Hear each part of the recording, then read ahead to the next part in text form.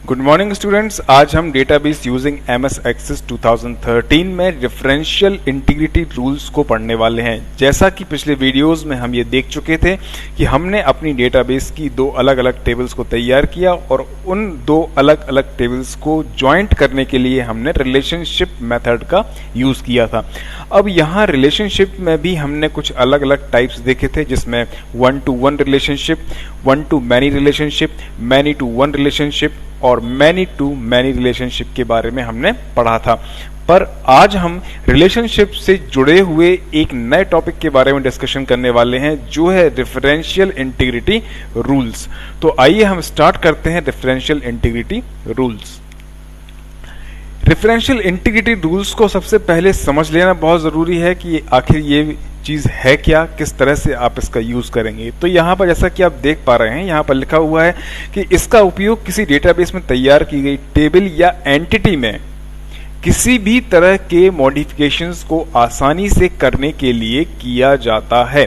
मतलब यदि आपने अपने डेटाबेस में दो अलग अलग टेबल्स या दो से ज्यादा टेबल्स को क्रिएट किया है और आपने उन टेबल्स में रिलेशनशिप को भी क्रिएट कर लिया है और आप चाहते हैं कि आप अपनी डेटाबेस की जो मुख्य फाइल है, मतलब जिसे हम मास्टर फाइल के नाम से या मास्टर टेबल के नाम से जानते हैं, उसमें आप किसी भी प्रकार का मॉडिफिकेशंस करना चाहते हैं, कोई रिकॉर्ड को आप ऐड करना चाहते हैं या किसी भी तरीके के कोई अपडेट अगर आप करना चाहते हैं, तो तब आपको डिफरेंशियल इंटीग्रिटी रूल्स को यूज करना होगा, जिसके लिए ट्रांजैक्शन टेबल को ओपन करने के किए बिना मास्टर टेबल में से ही डेटा को अपडेट या मॉडिफाई किया जा सकता है। साथ ही डेटा शीट की रिलायबिलिटी बनी रहती है। अब यहाँ पर जैसा कि हम पहले डिस्कस कर चुके हैं कि जब आप एक से ज्यादा टेबल्स को क्रिएट करते हैं, फॉर एग्जांपल मान लीजिए कि आपने यहाँ पर दो टेबल्स को क्रिएट किया अपने डेटाबेस में, और इन टेबल्स में जो आपकी मेन टेबल है, यानी कि सबसे पहली टेबल जो आपने क्रिएट की थी वो आपकी मास्टर टेबल कहलाएगी और दूसरी टेबल जो आपने क्रिएट की है वो आपकी ट्रांजैक्शन टेबल कहलाएगी। तो यहाँ पर आपको अपनी ट्रांजैक्शन टेबल, मतलब जो आपकी सेकंड टेबल है, उसको आपको ओपन नहीं करना है। केवल मास्टर टेबल में रहते हुए ही आप अपने किसी भी तरीके के डेटा को अपडेट भी कर सकते हैं और मॉडिफाई कर सकते हैं। अब डिफरेंशियल इंटीग्रिटी रूल जब आप यूज करते हैं तो किस तरह से ये आपको दिखाई देता है, ये मैं आपको यहां बता देता हूं। ये देखिए, जैसे ही आप दो अलग अलग टेबल्स में रिलेशनशिप को क्रिएट करते हैं तो यहाँ पर जैसा कि आप देख पा रहे हैं, यहाँ पर आपको फर्स्ट टेबल दिखाई गई है। फर्स्ट टेबल यहाँ आप देख पा रहे हैं स्टूडेंट आईडी की है, और यहाँ पर जो रिलेटेड टेबल है या जो दूसरी टेबल है वहां भी आपको दिखाई दे रही है। देखिए, आपकी फर्स्ट टेबल जो है वो स्टूडेंट इन्फॉर्मेशन की दिखाई दे रही है और दूसरी टेबल जो आपकी है वो स्टूडेंट बुक्स के नाम से आपको यहाँ पर दिखाई दे रही है। और यहीं पर एडिट रिलेशनशिप के डायलॉग बॉक्स में ही आपको यहाँ नीचे की तरफ एनफोर्स रेफरेंशियल इंटीग्रिटी का ऑप्शन आपको दिखाई दे रहा है। तो ये बिल्कुल सीधी सी बात है कि जब आप रिलेशनशिप को क्रिएट करते हैं तभी यह ऑप्शन आपको यहाँ पर दिखाई देगा और आप इसे चेक बॉक्स में क्लिक करके बड़ी ही आसानी से आप इसे यूज कर सकते हैं। ये आप किस तरह से अपने एमएस एक्सेस के सॉफ्टवेयर में देख पाएंगे, ये देखिए मैं आपको दिखा देता हूँ। ये देखिए, जब आप रिलेशनशिप को क्रिएट करते हैं, जैसे यहाँ पर मैंने स्टूडेंट इन्फॉर्मेशन की जो टेबल है, उस टेबल को मैंने स्टूडेंट बुक्स के नाम से एक दूसरी टेबल के साथ मैंने इसको रिलेट किया है। और यहाँ पर जो रिलेशन आप देख पा रहे हैं, ये 1 to many का रिलेशनशिप आपको यहाँ पर दिखाई दे रहा है। यहाँ पर ये 1 to many का रिलेशनशिप आपको इसलिए दिखाई दे रहा है क्योंकि यहाँ देखिए, जो आपने जो रिलेशनशिप क्रिएट करने के लिए फर्स्ट टेबल से जिस डेटा को उठाया है वो आपकी प्राइमरी की बनी हुई थी, और वो आपकी प्राइमरी की क्या है यहाँ पर, स्टूडेंट आईडी। और यहाँ अगर आप नीचे की तरफ आते हैं तो ये स्टूडेंट आईडी जो है, यहाँ पर इसको दूसरी टेबल में प्राइमरी की नहीं बनाया गया है। तो यहाँ पर जिस फील्ड को हमने प्राइमरी की नहीं बनाया है वो दूसरी टेबल के लिए क्या होगी, फॉरेन की होगी। तो यहाँ पर फर्स्ट टेबल में स्टूडेंट आईडी जो आपको दिखाई दे रही है वो प्राइमरी की है और दूसरी टेबल में यही स्टूडेंट आईडी फॉरेन की है। तो यहाँ पर रिलेशनशिप क्रिएट करते समय आपको, जैसे ही आपको एडिट रिलेशनशिप का ये डायलॉग बॉक्स आपको दिखाई देगा, यहाँ पर आपको टेबल में रिलेशनशिप क्रिएट करने के बाद यहाँ पर इन्फोर्स रेफरेंशियल इंटीग्रिटी के ऑप्शन के, मतलब जो चेक बॉक्स आपको दिखेगा, इसे आप क्लिक करेंगे। उसके बाद कैस्केड अपडेट रिलेटेड फील्ड्स, इसे भी आप क्लिक करेंगे, और कैस्केड डिलीट रिलेटेड रिकॉर्ड, इसको भी आप क्लिक करेंगे। मतलब आप किसी भी फील्ड में कोई अपडेट करना चाहते हैं तो उसके लिए भी आपने यहाँ पे एलिजिबिलिटी को क्लिक कर दिया है। और यदि आप किसी रिकॉर्ड को डिलीट करना चाहते हैं या मॉडिफाई करना चाहते हैं या उसे परमानेंटली हटा देना चाहते हैं तो इस ऑप्शन को भी आपने यहाँ पर क्लिक कर लिया है। इस ऑप्शन को, इन सभी ऑप्शन को, इन तीनों ऑप्शन को क्लिक करने के बाद यहाँ पर आपको ओके पर क्लिक करना है। जैसे ही आप ओके पर क्लिक करेंगे तो आपका जो रिलेशन है वो क्रिएट हो जाएगा। साथ ही साथ रेफरेंशियल इंटीग्रिटी रूल्स की जितनी भी एक्टिविटीज हैं वो आपकी स्टार्ट यहाँ से हो जाएंगी। तो अब इस डायग्राम को देखने के बाद हम इसे प्रैक्टिकली समझेंगे कि प्रैक्टिकली आप इसे किस तरह से एमएस एक्सेस में यूज कर सकते हैं। तो आइए यहां सबसे पहले हम एक्सेस को ओपन कर लेते हैं। ये हमने एमएस एक्सेस को यहाँ पर ओपन पहले से ही करके रखा हुआ है और आप देख पा रहे हैं यहाँ पर 3 अलग अलग टेबल्स बनी हुई हैं, जिसमें सबसे पहले स्टूडेंट इन्फॉर्मेशन की टेबल आपको दिखाई दे रही है, उसके बाद आपको बुक्स की टेबल दिखाई दे रही है और 3rd नंबर पर आपको लाइब्रेरी इन्फॉर्मेशन की टेबल यहाँ पर दिखाई दे रही है। तो यहाँ पर हम एक एक टेबल को ओपन करेंगे और समझेंगे कि किस तरह से इसमें हमें अपने डेटा का स्ट्रक्चर तैयार करना है और किस तरह से हम अपने डेटा को यहाँ पर स्टोर करेंगे। इस एग्जाम्पल की हेल्प से हम ये समझेंगे कि एक यूजर अगर लाइब्रेरी मैनेजमेंट सिस्टम को ऑपरेट करना चाहता है तो रेफरेंशियल इंटीग्रिटी का यूज करते हुए किस तरह से वो लाइब्रेरी की सभी एक्टिविटीज को मैनेज कर सकता है। तो यहाँ पर जो सबसे पहले हमने टेबल बनाई है वो स्टूडेंट इन्फॉर्मेशन की है। इसे हम ओपन करते हैं। ये देखिए हमने अपनी फर्स्ट टेबल को ओपन किया है और इस फर्स्ट टेबल में आप देख पा रहे हैं कि यहाँ पर मैंने अपने जो डेटा को तैयार किया है इसका पहले हम स्ट्रक्चर देख लेते हैं कि हमारे टेबल का स्ट्रक्चर कैसा है। तो यहाँ हम देखते हैं कि जो हमने फील्ड्स यहाँ पर ली हुई हैं जिसमें student ID, student name, address, mobile number और क्लास हमने यहाँ पर फील्ड में लिए हुए हैं और इन सभी का जो डेटा टाइप है वो यहाँ पर शॉर्ट टेक्स्ट हमने लिया है। शॉर्ट टेक्स्ट डेटा टाइप लेने का हमारा मेन मोटिव केवल इतना है कि हम किसी भी प्रकार की आईडी, किसी भी प्रकार का कोड या किसी भी प्रकार का कैरेक्टर अगर आप स्टोर कराना चाहते हैं तो बड़ी ही आसानी से आप यहाँ पर इसे स्टोर करा सकते हैं, क्योंकि शॉर्ट टेक्स्ट डेटा टाइप में आपको 255 कैरेक्टर्स या नंबर्स को एंटर करने की वैलिडिटी मिल जाती है। तो यहाँ पर हमने अपने सभी फील्ड्स के लिए शॉर्ट टेक्स्ट डेटा टाइप को यहाँ पर सिलेक्ट किया है। इसके बाद यहाँ हम देखते हैं मोबाइल नंबर जो हमने फील्ड यहाँ ली है इसमें भी हमने डेटा टाइप लिया है शॉर्ट टेक्स्ट और यहाँ पर इस डेटा टाइप को सिलेक्ट करने के बाद अगर आप इस फील्ड का साइज देखें तो यहाँ पर मैंने इसे 255 से चेंज करके यहाँ पर 10 कर दिया है, क्योंकि मोबाइल नंबर में मैक्सिमम नंबर जो या मैक्सिमम डिजिट्स जो होते हैं वो 10 ही होते हैं। तो यहाँ पर मैंने फील्ड का जो साइज है वो 10 लेके रखा है। अब हम इसे यहाँ पर इसका डेटा शीट व्यू देख लेते हैं। ये देखिए अब इस टेबल को अगर आप देखें तो यहाँ पर मैंने स्टूडेंट आईडी में सभी स्टूडेंट की आईडी को यहाँ पर स्टोर किया है। उसके बाद स्टूडेंट के नेम, स्टूडेंट का एड्रेस, उनका मोबाइल नंबर और स्टूडेंट की क्लासेस को मैंने यहाँ पर शामिल किया है। इसे हम यहाँ से बंद कर लेते हैं और हम अपनी सेकंड टेबल में जाते हैं।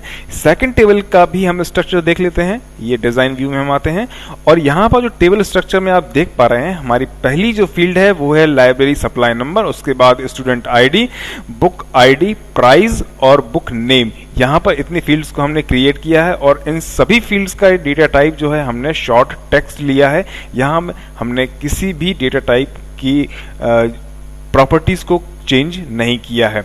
अब यहाँ पर हम अपनी डेटा शीट व्यू में आते हैं और यहाँ देखते हैं ये लाइब्रेरी सप्लाई नंबर जो हमने फील्ड क्रिएट की है इसका मेन मोटिव केवल इतना है कि जब कोई स्टूडेंट किसी लाइब्रेरी से कोई बुक इशू कराता है तो उन सभी बुक्स जो इशू की जा रही हैं उन सभी बुक्स का एक रिकॉर्ड रजिस्टर में मेंटेन किया जाता है, जिसमें हम सीएल नंबर वाइज सभी स्टूडेंट का रिकॉर्ड रखते हैं। जैसे कि यहाँ पर आप देख पा रहे हैं फर्स्ट जो नंबर है उसके सामने स्टूडेंट आईडी 101 यहाँ पर यूज की गई है और इसका बुक आईडी है जो इसको इशू किया गया है वो 015 है जिसका प्राइस 500 है और बुक का नेम यहाँ पर आप देख पा रहे हैं आईटी ट्रेंड्स है। सेकंड नंबर पे आप देख पा रहे हैं यहाँ पर स्टूडेंट आईडी हमने जो लिया है वो फिर से 101 लिया है, बुक आईडी जो है वो हमने 018 लिया है जिसका प्राइस 850 है और बुक नेम यहाँ पर ASP.NET है। तो सेम एज ये जो रिकॉर्ड यहाँ पर आप सारे देख पा रहे हैं इन सभी में आप आपका स्टूडेंट आईडी और लाइब्रेरी सप्लाई नंबर। ये लाइब्रेरी सप्लाई नंबर आप देख सकते हैं यहाँ पर कहीं भी रिपीट नहीं हुआ है, जबकि स्टूडेंट आईडी को अगर आप यहाँ देखें तो स्टूडेंट आईडी को यहाँ पर ये देखिए कई बार रिपीट किया गया है। ये अलग अलग स्टूडेंट्स को यहाँ पर बुक इशू की गई हैं, तो इन सभी का सीरियल नंबर पूरी तरह से अलग है। ये देखिए 1st, 2nd, 3rd, 4th, 5th, 6th, 7th, 8th, 9th और 10th। इसके बाद हम यहाँ से सेव कर लेते हैं और सेव करने के बाद हम अपनी टेबल को यहाँ से बंद कर लेते हैं। अब हम आते हैं अपनी थर्ड टेबल पर, जो है हमारी लाइब्रेरी इंफॉर्मेशन। लाइब्रेरी इंफॉर्मेशन में हम सबसे पहले अपनी बुक आईडीज को रखते हैं। बुक आईडी में यहाँ पर आप देख पा रहे हैं जो बुक आईडी हमने अपनी सेकंड टेबल में यहाँ यूज की थी, ये देखिए इन सभी बुक आईडीज को हमने अपनी थर्ड टेबल में भी यूज किया है। साथ ही साथ हमने यहाँ पर आप देख सकते हैं लाइब्रेरी सप्लाई नंबर को हमने यहाँ यूज किया था, तो हमने अपनी थर्ड टेबल में हमने से लाइब्रेरी सप्लाई नंबर को भी यहाँ पर यूज कर लिया है। अब हम अपने थर्ड टेबल के डिजाइन व्यू में जाते हैं और अपनी टेबल का जो है स्ट्रक्चर देख लेते हैं कि किस तरह से उसे डिजाइन किया गया है। तो यहाँ पर आप देख सकते हैं कि बुक आईडी हमारी फील्ड है, इश्यू डेट हमारी फील्ड है, सबमिटेड डेट हमारी फील्ड है और लाइब्रेरी सप्लाई नंबर हमारी जो है फील्ड है। इन सभी में यहाँ पर मैंने थोड़ा सा चेंज किया है। इश्यू डेट में हमने और सबमिटेड डेट में भी हमने यहाँ पर डेटा टाइप को डेट एंड टाइम के रूप में लिया है। तो यहाँ पर हम अपने टेबल के डेटा शीट व्यू में आते हैं और यहाँ देख पाते हैं यहाँ पर हमने लाइब्रेरी सप्लाई नंबर को 1 2 3 4 5 करके यहाँ पर सीरियल नंबर वाइज यहाँ पर दे दिए हैं और इन्हें हमने यहाँ पर सेव कर दिया है। इन सभी को सेव कर देने के बाद इसे भी हम यहाँ सेव कर देते हैं और ये इसे हटा देते हैं। अब यहाँ जो एक खास बात अगर आपने ध्यान दी हो तो ये है कि जब हम हर एक टेबल को ओपन करते हैं, ये हमने सेकंड टेबल को ओपन किया, ये हमने अपनी थर्ड टेबल को ओपन किया। फर्स्ट टेबल को सबसे पहले हम फर्स्ट टेबल के डिजाइन व्यू में आते हैं, अब हम सेकंड टेबल के डिजाइन व्यू में आते हैं और उसके बाद हम अपनी थर्ड टेबल के डिजाइन व्यू में आते हैं। ये देखिए हम अपने तीनों टेबल्स के डिजाइन व्यू में हैं यहाँ पर और आप देख सकते हैं यहाँ पर हमको फील्ड्स, नेम और डेटा टाइप्स दिखाए जा रहे हैं। अब यहाँ पर हमें जिन भी फील्ड्स पर प्राइमरी की को अप्लाई करना है वहां हम प्राइमरी की को सबसे पहले अप्लाई करेंगे और अप्लाई करने के बाद हम अपने रिलेशनशिप को क्रिएट करेंगे। तो यहाँ पर सबसे पहले आप जो पहली टेबल देख पा रहे हैं, यहाँ पर सबसे पहला जो हमारा फील्ड है वो है स्टूडेंट आईडी।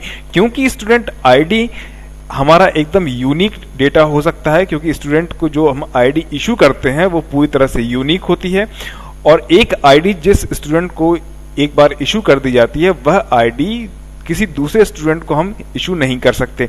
तो यहाँ पर स्टूडेंट आईडी को हम यहाँ पर प्राइमरी की बिल्कुल बना सकते हैं। यहाँ पर हमने इसे प्राइमरी की बना दिया है। अब हम आते हैं सेकंड टेबल पर। सेकंड टेबल पर मैं अगर आप देखें तो यहाँ पर स्टूडेंट आईडी को अब हमारी प्राइमरी की बनाने की जरूरत नहीं है।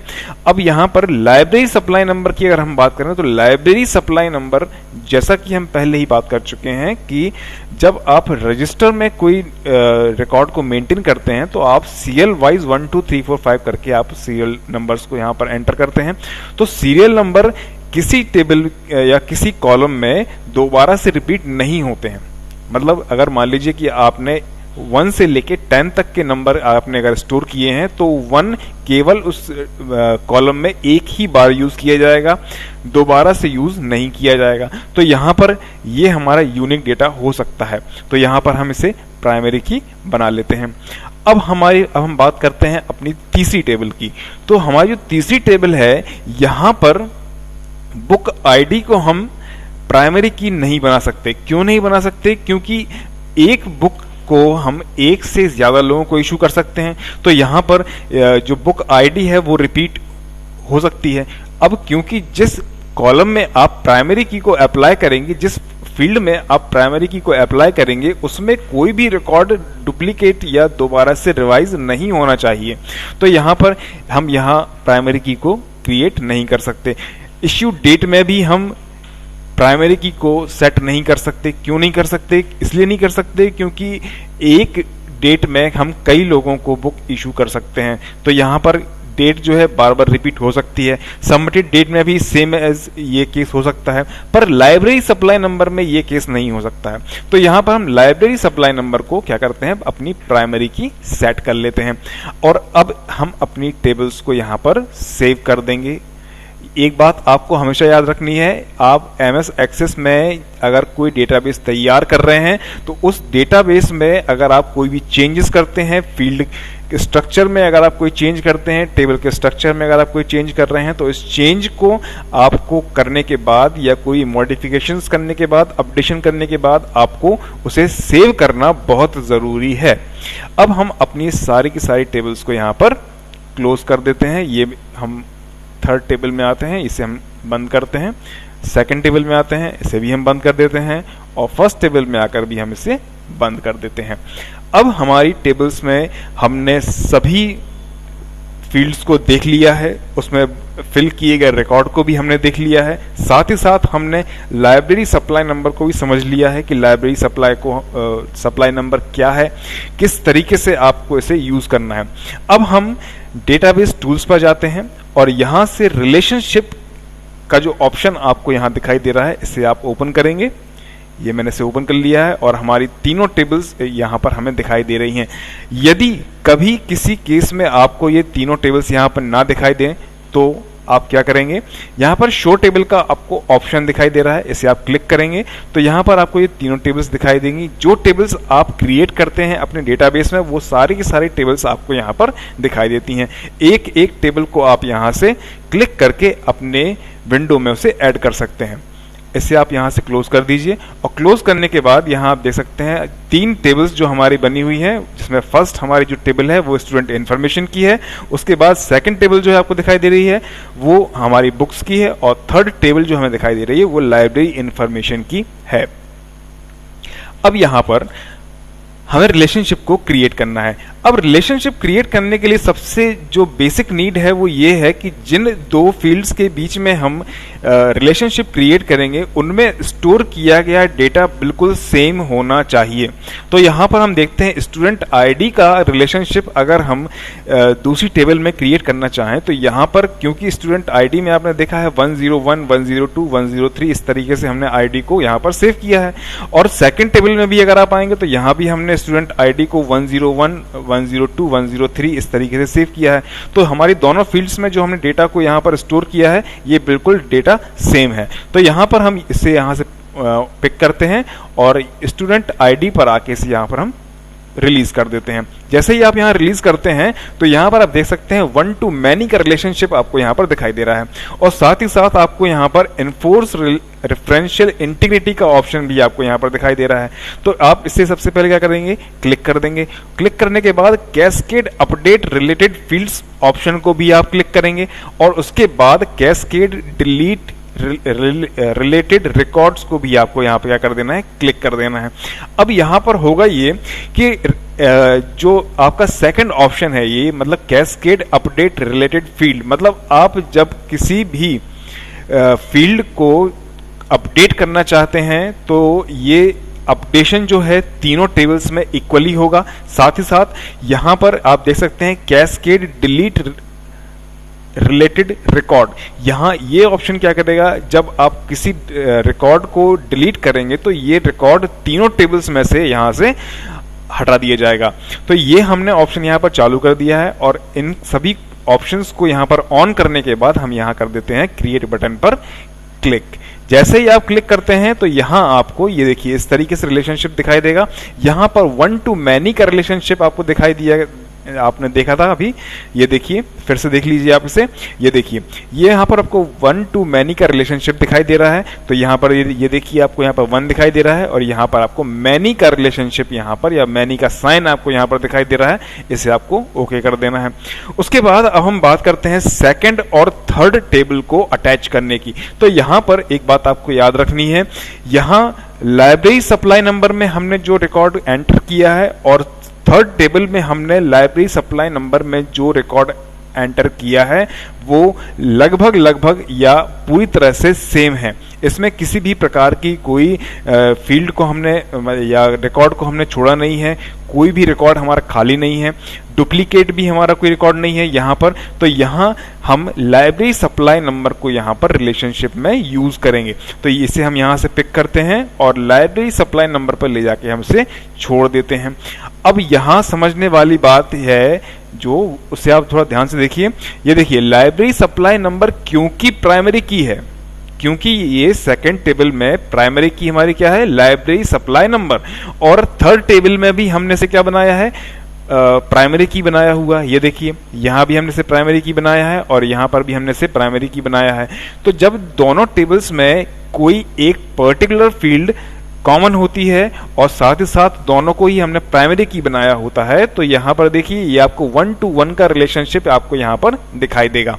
अब आपको यहां पर भी आपको सेम वर्किंग करनी है। एनफोर्स रेफरेंशियल इंटीग्रिटी ऑप्शन को आप यहां पर क्लिक कर देंगे, उसके बाद कैस्केड अपडेट रिलेटेड फील्ड्स को भी आप यहां पर क्लिक कर देंगे और कैस्केड डिलीट रिलेटेड रिकॉर्ड को भी आप यहां पर क्लिक कर देंगे। मतलब आप किसी भी फील्ड को अपडेट कर सकते हैं, साथ ही साथ आप किसी भी पर्टिकुलर रिकॉर्ड को आप डिलीट भी कर सकते हैं। और यहां पर आपको कर देना है रिलेशनशिप को क्रिएट। अब देखिए हमारे जो तीनों टेबल्स हैं इनकी जो वर्किंग है आपको यहाँ पर दिखाई दे रही है, इनका रिलेशनशिप आपको दिखाई दे रहा है। ये देखिए student ID, student name, address, mobile number और क्लास, जिसमें हमने स्टूडेंट आईडी को प्राइमरी की बनाया था, सेम इसी फील्ड जो हमने यहाँ पर यूज की है प्राइमरी की के लिए, हमने यहाँ पर सेकंड टेबल में स्टूडेंट आईडी को भी यहाँ पर हमने यूज किया है रिलेशनशिप के लिए, मगर यहाँ पर हमने इसे प्राइमरी की नहीं बनाया है। तो यहाँ पर जिस फील्ड को हमने प्राइमरी की नहीं बनाया है उनके बीच में हम रिलेशनशिप को क्रिएट कर रहे हैं और ये रिलेशनशिप आपका कौन सा कहलाएगा, 1 to many का रिलेशनशिप। उसके बाद यहाँ सेकंड टेबल और थर्ड टेबल के बीच में आप देख पा रहे हैं हमने लाइब्रेरी सप्लाई नंबर को यहाँ पे क्या बनाया है, प्राइमरी की बनाया है, और यहाँ थर्ड टेबल में भी हमने से क्या बनाया है, अपना प्राइमरी की बनाया है। तो दोनों टेबल्स में प्राइमरी की होने के कारण इसमें जो रिलेशनशिप क्रिएट हुआ है वो कौन सा हुआ है, 1 to 1 का रिलेशनशिप। अब आपको कुछ नहीं करना है, केवल आपको इतना करना है, आप यहां से रिलेशनशिप के ऑप्शन को क्लिक करेंगे और क्लिक करने के बाद राइट क्लिक की आपको यहां पे करना है राइट क्लिक और सेव बटन पर क्लिक कर देना है। जैसे ही आप सेव करेंगे आपका रिलेशनशिप सेव हो जाएगा और अब आपको अपनी मास्टर टेबल में जाना है। मास्टर टेबल कौन सी है आपकी, यहाँ पर फर्स्ट स्टूडेंट इंफॉर्मेशन वाली जो टेबल है वो आपकी कौन सी है, मास्टर टेबल है। अब ये मास्टर टेबल क्यों है जरा देख लेते हैं हम, यहाँ फिर से रिलेशनशिप पे जाते हैं। ये देखिए हमारी जो फर्स्ट टेबल है वो जो हमारी सेकंड टेबल है वो हमारी फर्स्ट टेबल से रिलेटेड है, जुड़ी हुई है, क्योंकि जब तक हम अपनी फर्स्ट टेबल में कोई रिकॉर्ड को एंटर नहीं करेंगे उसका इफेक्ट हमको सेकंड टेबल में नहीं दिखाई देगा। सेम एज हमारी जो सेकंड टेबल है वो जितनी इंपॉर्टेंट है थर्ड के लिए उतनी ही फर्स्ट टेबल सेकंड के लिए इंपॉर्टेंट है। तो यहाँ पर फर्स्ट टेबल जो बेस है किसके लिए, सेकंड टेबल के लिए, और सेकंड टेबल जो बेस है किसके लिए, हमारी थर्ड टेबल के लिए। इसे हम यहाँ पर सेव कर लेते हैं। तो यहाँ पर इसे सेव करने के बाद यहाँ समझ लीजिए आप, ये जो हमारी फर्स्ट टेबल है ये हमारी कौन सी टेबल है, मास्टर टेबल है, और ये सभी हमारी कौन सी टेबल है, ट्रांजैक्शन टेबल्स हैं। इसको आप यहाँ से बंद कर दीजिए और बंद करने के बाद हम अपनी मास्टर टेबल पे जाते हैं। ये हम अपनी मास्टर टेबल पे जाते हैं और यहाँ देखिए हमें दिखाई दे रहा है कि हर एक रिकॉर्ड के सामने, ये देखिए जैसा कि हम पहले पढ़ चुके हैं कि एक रो में किसी भी लाइन में जितना भी हमने रिकॉर्ड एंटर किया है या जितना भी डेटा हमने एंटर किया है वो हमारा रिकॉर्ड है। तो यहाँ पर हमें फर्स्ट रो में ये जो रिकॉर्ड दिखाई दे रहा है ये पूरा डेटा हमारा एक रिकॉर्ड है और हर एक रिकॉर्ड के बाहर आपको इस तरह से प्लस का साइन दिखाई दे रहा है। इसे आपको से यहाँ पे क्लिक करना है और क्लिक करने के बाद आप यहाँ देख पाते हैं कि हमारी जो सेकेंड टेबल है वो सेकेंड टेबल हमारी फर्स्ट टेबल से अटैच हो गई है और हमारी थर्ड टेबल भी हमारी सेकंड टेबल से अटैच हो गई है। यहाँ देखिए आपको ये प्लस का साइन और भी दिखाई दे रहा है यहाँ पर, इसे भी आप क्लिक कीजिएगा तो यहाँ पर आप देख सकते हैं कि बुक आईडी, यहाँ सेकंड टेबल में हमारी बुक आईडी क्या थी 15 और यहाँ भी हमारी बुक आईडी क्या है 15, जिसको 25 मई को हमने इशू किया है। अभी ये सबमिट नहीं हुई तो सबमिट यहाँ पर हम इसे इसकी डेट एंटर नहीं करेंगे। अगर सबमिट हो जाती है ये बुक तो हम यहाँ पर उसकी डेट को यहाँ पर नोट डाउन कर देते हैं। अब यहाँ जो समझने वाली बात है वो ये है कि ये जो इफेक्ट है या जो ये डेटा जो आपको दिखाई दे रहा है, इसकी एक्यूरेसी आप कैसे चेक करेंगे। तो यहाँ देखिए आप बुक आईडी में भी आपको 15 दिखाई दे रहा है और यहाँ पर भी आपको क्या दिखाई दे रहा है, बुक आईडी 15। अब आप सेकंड टेबल में आइए, ये यहाँ पर आप आते हैं तो यहाँ पर भी आपको क्या दिखाई दे रहा है, यहाँ आपको बुक आईडी दिखाई दे रही है 18 और यहाँ पर भी दिखाई दे रही है आपको 18। सेम एज आप सारे के सारे रिकॉर्ड्स को चेक कर सकते हैं। अगर आप के रिकॉर्ड में जो फील्ड्स आपने यूज की है उनका रिकॉर्ड एकदम परफेक्ट आ रहा है तो समझ लीजिए ये आपकी जो टेबल्स हैं रेफरेंशियल इंटीग्रिटी रूल्स को फॉलो कर रही हैं और ये कंटिन्यूली आगे बढ़ती जा रही हैं। मगर अब हमने यहाँ पर रिलेशनशिप में दो नई चीज़ों को हमने यहाँ पर डिस्कस किया था। अगर हम किसी भी रिकॉर्ड को अपडेट करना चाहते हैं तो उसे हम अपडेट भी कर सकते हैं। फॉर एग्जांपल मान लीजिए कि जो हमारा फर्स्ट स्टूडेंट है, ये फर्स्ट स्टूडेंट ने जो हमसे 15 नंबर की ये बुक जो इशू कराई थी, ये जो हमको 25 मई को इसने हमसे बुक इशू ली है, करवाई है, उसको 1/7/2020 में इसको सबमिट कर दिया है। अब जैसे ही आप यहाँ आते हैं, आप आगे बढ़ जाइए। आगे बढ़ने के बाद आप यहाँ आते हैं। अब आपको इसे यहाँ पर इस तरीके से बंद कर देना है, ये भी आप यहाँ बंद कर देंगे और जितने भी आप अपडेट करेंगे, ये आपने अपडेट किया, अपडेट करने के बाद आपको यहाँ पे क्या कर देना है, सेव कर देना है। अब हम 102 में आते हैं और यहाँ पर हम देखते हैं कि 102 वाले स्टूडेंट ने हमसे 3 बुक इशू कराई हैं, जिसका पहला बुक आईडी है 024, 020 और 025। अब यहाँ पर ये जो हमारी बुक है ये 15 फरवरी को हमसे यहाँ पर इशू कराई गई है और ये जो बुक है ये 22/3/2020 को हम यहाँ पर सबमिट कर देंगे और यहाँ पर ये हम इसको मिनिमाइज कर देंगे। ये हमने मिनिमाइज कर दिया है और यहाँ पर जाके आपको क्या कर देना है, रिकॉर्ड को सेव कर देना है। आपको केवल मास्टर टेबल में ही इसको सेव कर देना है। जैसे ही आप सेव करेंगे आपका रिकॉर्ड सेव हो जाएगा। अब यहाँ आपको याद रखने, अगर आपको याद हो तो हमने लाइब्रेरी इंफॉर्मेशन वाली टेबल में, आप इसको बंद कर दीजिए, और लाइब्रेरी इंफॉर्मेशन वाली टेबल में अगर आप देखें तो आप देख पाएंगे कि 2 स्टूडेंट ऐसे हैं जिन्होंने अपनी बुक्स को सबमिट कर दिया है और उन सभी का डेटा आपको यहाँ पर दिखाई दे रहा है। एक स्टूडेंट जिसने 1 जुलाई में अपनी बुक सबमिट की है और एक स्टूडेंट जिसने 22 मार्च को अपनी बुक सबमिट की है। तो यहाँ पर रेफरेंशियल इंटीग्रिटी रूल्स में जब भी हम किसी भी डेटा को मेंटेन करते हैं या जब भी हम किसी भी डेटाबेस को मेंटेन करते हैं तो यहाँ रेफरेंशियल इंटीग्रिटी रूल्स में हम अपनी मास्टर टेबल की हेल्प से ही अपनी ट्रांजैक्शन टेबल्स को कंट्रोल कर लेते हैं। आपको बार बार ट्रांजैक्शन टेबल ओपन करने की जरूरत नहीं है, आप मास्टर टेबल में रहते हुए ही अपनी सारी की सारी ट्रांजैक्शन टेबल्स को कंट्रोल कर सकते हैं। तो हमारी यहाँ पर मास्टर टेबल कौन सी है, स्टूडेंट इन्फॉर्मेशन, और ट्रांजैक्शन टेबल कौन सी है हमारी, बुक्स और लाइब्रेरी इन्फॉर्मेशन। मैं उम्मीद करता हूँ कि डिफरेंशियल इंटीग्रिटी रूल्स का जो चैप्टर है ये आपको बहुत अच्छे से समझ में आया होगा। आज के वीडियो में केवल इतना ही। Thank you.